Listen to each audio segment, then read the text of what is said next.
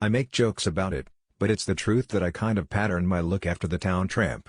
I didn't know what she was, just this woman who was blonde and piled her hair up, wore high heels and tight skirts, and, boy, she was the prettiest thing I'd ever seen. Mama used to say, "Aw, she's just trash," and I thought, that's what I want to be when I grow up. Trash. Sometimes my mouth is a little too big and a little too open and sounds too much like a sailor. I make a point to appreciate all the little things in my life. I go out and smell the air after a good, hard rain. I reread passages from my favorite books. I hold the little treasures that somebody special gave me. These small actions help remind me that there are so many great, glorious pieces of good in the world. Love is like a butterfly, as soft and gentle as a sigh. The multicolored moods of love are like its satin wings. Love makes your heart feel strange inside. It flutters like soft wings in flight. Love is like a butterfly, a rare and gentle thing. I tried every diet in the book. I tried some that weren't in the book. I tried eating the book. It tasted better than most of the diets. I tried the Scarsdale diet and the Stillman water diet. You remember that one, where you run weight off trying to get to the bathroom? I tried Optifast, Juice Fast, and Water Fast. I even took those shots that I think were made from cow pee. I endured every form of torture anybody with a white coat and a clipboard could devise for a girl who really liked fried pork chops. One night while I was on some kind of liquid protein diet made from bone marrow, or something equally appetizing, I was with a group of friends at a Howard Johnson's and some of them were having fried clams. I'll never forget sitting there with all of that glorious fried fat filling my nostrils and feeling completely left out. I went home and wrote one of my biggest hits, Two Doors Down. I also went off my diet and had some fried clams. There were times when I thought of chucking it all in. Damn the movie, I would say. I'm just gonna eat everything and go ahead and weigh 500 pounds and have to be buried in a piano case. Luckily, a few donuts later, that thought would pass and I would be back to the goal at hand. I remember something in a book I read called Gentle Eating. The author said you should pretend the angels are eating with you and that you want to save some for them. I love that idea, because I love angels. I have to admit, though, there were times I would slap those angels out of the way and have their part too. A true hog will do that. That day on the set, after talking to Carl, she came over to me and asked, "What did Carl mean when he said that you're an angel?" I didn't know what he had said, but I was naturally dying to hear more. Jane went on, "I was telling him how sweet you are and how easy you are to work with, and he said, well, she's an angel." I kinda laughed and said, "Yeah, she is." But he looked me right in the eye and said, "No, you don't get it. She's a real angel." I was flattered and honored that Carl thought that. It's just like him to say it to somebody else, figuring I'll never hear about it. People ask me, do you ever run out of patience? Are you ever rude to people? Sometimes I am. I hate when it happens, but it seems like some people just try to get on your nerves. There are times when I feel like saying something like, "Why don't you get out of my face, you ugly woman? And take those bratty kids with you." But at times like that I usually get all flustered. I get confused and say stupid stuff like, "Kiss my ass, that's what you are." And don't think I can't do it. Driven to insanity, driven to the edge, driven to the point of almost no return, driven to think awful thoughts, do awful things, but at least I'd like to think I've learned I'm driven, driven to be smarter, driven to work harder, driven to be better every day, driven to keep on and on to achieve the things I want. I'll be sorry if I don't make the most of living. I'm driven. Lost count of all the countless things I've lost throughout the years, lost friends and time and interest in the things I should hold dear, lost sleep just pondering the things that have been lost to me, especially the loss of love I've need desperately. I find it doesn't help at all to sit around and brood. I find nobody gives a damn about your petty moods, at least that's what I thought until the day you came along. Now, I found my restless soul has finally found a home, lost and found. I'm safe, sound, no more drifting aimlessly. I've settled down, I've finally came around, no more to roam. Those days are gone, I was alone. Now I know I don't have to be, since your amazing love has found me. I'll never forget this one night when Daddy had taken us way out to a little church up on a high ridge. There was no kind of instrumentation, and the hymns were all sung a cappella. During the preaching, there was a little more shouting from the congregation than usual. When it came time for us to sing, we were introduced by the preacher, a wiry little man with kind of a fiery look in his eyes. We stepped to the front and took our places on the old wood plank platform to one side of the pulpit. Softly, I sung a note to get us started because it was decided I could come closest to hitting a key that we could all sing in. We began our songs, just as we had planned. I was aware that the pastor was on the stage behind us, but I didn't think anything of it. After a while, I could feel Stella nudging me in the ribs, trying not to be noticed. I looked at her, and she motioned with her head slightly back toward where the preacher was standing. He seemed to be totally wrapped up in the spirit, nearly in a trance. I didn't think too much of it, until I spotted a familiar sight, the back markings of a snake, a cottonmouth moccasin. I had seen them in the woods, usually scurrying across the path toward cover. They were afraid of me, and I was afraid of them. And up to now, we had always managed to keep our distance from each other. Here, apparently, they were a part of the worship service. I could see now, out of my peripheral vision, that the preacher had a full-grown cottonmouth by the back of the head and it was twisting and coiling all around his forearm. Some members of the congregation were reaching out as if they wanted to touch it. The preacher was getting more and more worked up, and he reached into a wooden crate by the pulpit and took out 2 more snakes. This time he seemed to be holding them much more carelessly. He lifted them near his face as if daring them to strike. We sisters just kept on singing, unconsciously moving away from the snakes until we were very near the front of the platform. Just then, I noticed something that struck a note of fear in my heart much greater than that inspired by the snakes. My father had stepped into the back of the church to hear his little girls sing. Whatever he had been drinking didn't impair his ability to see exactly what the preacher had in his hands. Just at that moment, the man and his snakes took a step toward the congregation, thus toward us. Daddy had seen enough. He charged down the aisle like a wild boar through a thicket. "You get them goddamn snakes away from my kids!" Daddy bellowed with a force in his voice I had never heard before. It was amazing how quickly that preacher broke his trance and paid heed. He had heard the voice of a higher power, in this case a really pissed-off redneck. Daddy swooped us up and out the front door before we had time to think about what was happening. We didn't even stop singing until we were almost down the steps into the churchyard. We were glad to be out of there, and I at least was proud that Daddy had come to our rescue. But Daddy obviously felt terrible about it. On the way home in the car, he got to feeling especially bad. "Goddamn. I can't believe I said goddamn in church," he muttered to himself. He finally got so upset he had to stop the car and get out in the woods and, in his way, ask God's forgiveness. I couldn't help thinking how badly Mama had always wanted Daddy to walk down the church aisle and declare himself. Now he had certainly done that, although not I'm sure the way Mama had in mind. Carl picked me up right on time. He has always been prompt. He has also always been mysterious. He didn't give me any kind of hint as to where we were going, so I didn't know how to dress or anything. As we drove along, I was trying to see what part of town we were heading for to get some clue as to what was up. I was surprised when we pulled into the driveway of a private home. Carl walked me to the door and opened it. Inside, his mother was just putting supper on the table. Without any other word of introduction, Carl said to his mother, "Fix this girl a plate. She's the one I'm going to marry." With a nervous laugh I tried to acknowledge that he had made a little joke. But something in his voice told me he hadn't. In all my life, I have never felt such an odd combination of emotions. First, I was shocked that he wanted to marry me, since he had never given me any indication that he cared that much for me. Second, I was astounded. I remember thinking, who the hell does this guy think he is? I felt flattered, outraged, touched, turned on, scared to death, and completely confused. The boy back home who had bought the house was not even this presumptuous. At least he had said he loved me at some point.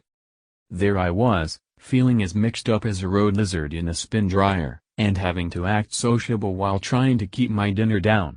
I somehow got through the meal and worked things out in my own mind enough to keep seeing Carl. One of our favorite family stories tells about a preacher who stopped by one day while Daddy was hard at work. This particular preacher was never much of a help to anybody and seemed to show up only when he was out beating the bushes for money. Well, this snooty parson in his starched collar stopped by the fence while my daddy was sweating and groaning and trying to get a stump out of the ground, and he said, "Hello, Lee, this is a right nice place you and the Lord of here." Daddy wiped the sweat from his brow with the back of his sleeve and said, "Yeah, Well, you should have seen the psalm bitch when the Lord had it by hisself. I have often joked that we had 2 rooms and a path, and running water, if you were willing to run to get it. Carl finally came home and would come to see me almost every night, usually staying to the wee hours. He was working with his father in his asphalt paving business in South Nashville and I was living in Madison, Tennessee. Between that and the time he spent with me, he wasn't getting any sleep at all. Finally, one day he said, quite matter-of-factly, "You're either gonna have to move to the other side of town or we're gonna have to get married." That, to Carl, was a proposal. People always want to know how he asked me to marry him, and I always have to say, he didn't exactly ask. Part of me was thrilled that he wanted to marry me, but another part was a little taken aback. That must have been the strongest part because that was the one that answered. "You never have even said you loved me." "Hell, you know I love you," was Carl's answer.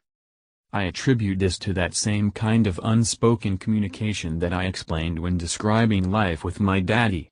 It is one of the Parton, Dean rules of conduct I have become a one-woman committee to abolish. Always at holidays or other family gatherings, people would hug and say goodbye, but they would never say I love you. Sure, I know that the love is there, but damn it, I want to hear it. I was the first one in my family, that I know of, to ever tell other family members that I loved them. One day, after I had been living away from home for many years, I was saying goodbye to Daddy when I told him, "I love you." He responded in the usual nonverbal, look at the ground Parton way, and I just couldn't stand it anymore. I took his head between my hands and made him look me right in the eye. "You tell me you love me," I demanded. With no small amount of embarrassment he said, "Oh, you know I love yuns," a mountain word meaning more than one. "Not yuns." I kept on. "This has got nothing to do with Cassie or Bobby or anybody else. I want to know if you." I emphasized the word by poking my finger into his chest. "Love me," I said with an emphatic point toward myself. He tried to look to one side, but I held his face firmly. He blushed and sputtered and finally said haltingly, "I love you." That must have been the crack in the dam. Once the top man had fallen, it was easier to teach the rest of the Partons to say I love you. Now it is something we all do freely. It is still not something Carl does on a regular basis. But now and then, in a kind of sidewinding way, he will say it. I asked Carl to go to the event with me, and he agreed. We rented him a tuxedo, and he looked very handsome in it, if a little uncomfortable.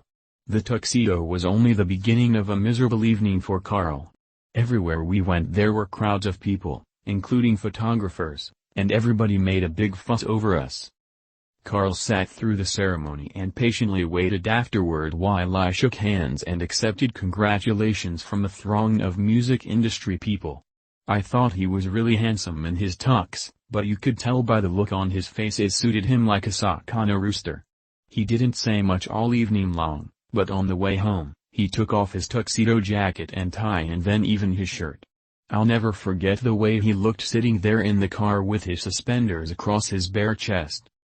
Finally, he turned to me and said calmly, "Honey, I love you and I will support you in your career any way that I can.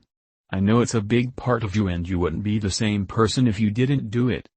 But the limelight's just not for me. I'll be there at home waiting for you, but I am not going to any more of these wingdings." He has been a wingdingless man of his word ever since. The thing I will never forget was the talk he gave about faith. While the forgettable man handed out little red leatherette-bound New Testaments, Searchlight passed out keychains. They were not just any keychains. Each one had a little plastic ball on the end with a single mustard seed inside. The plastic globe magnified it, much like the odd man's eyes. If you looked closely, you could read a Bible verse on a shred of paper next to the mustard seed. It said, "If ye have faith, even as much as a single seed of mustard, ye shall be able to move mountains." I took that to heart. In my particular case it might have said, "Ye shall move from the mountains," or even "Ye shall grow mountains and parlay them into a huge career." Among the most prominent under the tree drinkers were a pair of characters named Red and Clarence. They were two of the biggest drinking carousers around, but when the spirit hit them, they could get very religious. Once Red had decided he had received the gift of tongues, a common practice in our Pentecostal church. He went to church a few times and would, on impulse, stand up and go into seemingly meaningless strings of syllables, to which the believers would respond with "Bless him, Lord." The story is that one day Red and Clarence were downtown in a truck belonging to one of them, and Red looked out the window and was reading a sign, somewhat haltingly. "Economy to supply, economy auto supply," Red sputtered, to which Clarence, assuming his friend had gone into tongues, quickly came back with, "Bless him, Lord."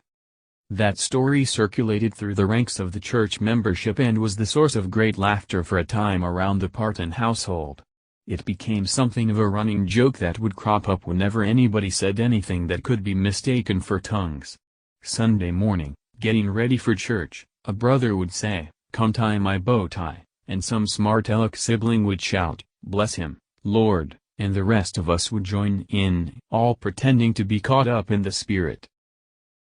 People have often asked me how we girls managed any privacy in a house with so many boys and no private rooms. It was difficult. We used to bathe with a washcloth from a pan of water. We would first start with our necks and faces and wash down as far as possible. Then we would wash the road dust from our feet and wash up as far as possible. Later, when the boys were out of the room, we would wash possible. It was these circumstances that led to a very embarrassing mishap that I have told very few people and would not relate here if it were not so funny. We had an outdoor bathroom, and there were times in the middle of the night when it was very inconvenient to dress and go out into the cold just to take a leak. For these times there was a little room, actually a closet, that had in it what was called a slop drawer or slop bucket.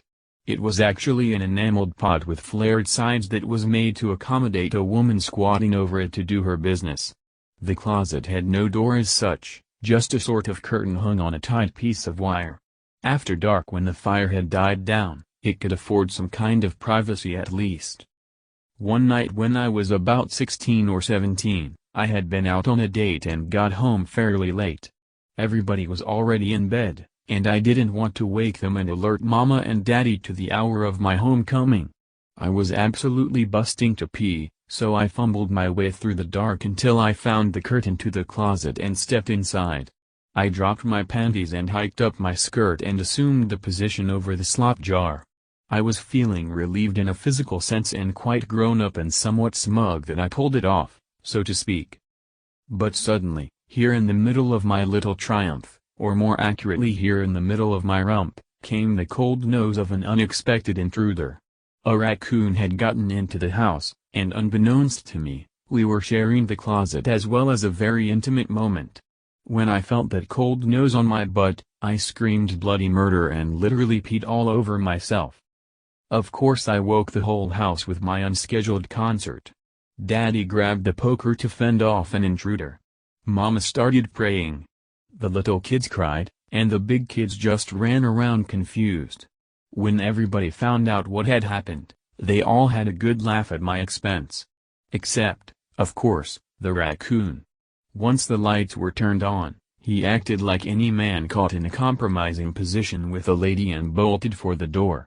I often think of that moment at times when I'm feeling too big for my britches, and it tends to have a humbling effect.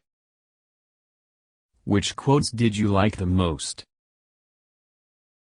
Like, comment and subscribe.